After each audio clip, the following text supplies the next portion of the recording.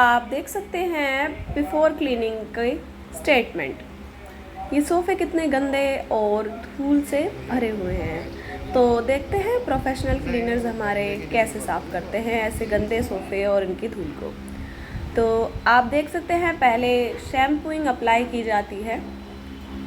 Branded shampoo use किए जाते हैं, उन्हें फिर सोफ़े पर लगाने के बाद स्क्रबिंग मशीन द्वारा स्क्रब किया जाता है ताकि जो भी गंदगी हो वो अच्छे से साफ़ हो जाए।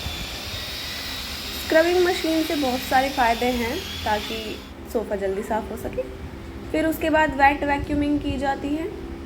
जितना भी शैम्पू इसमें लगाया गया है उसे वापस रिमूव करने के लिए, ताकि आपका सोफ़ा प्रॉपर ड्राई होने के लिए तैयार हो।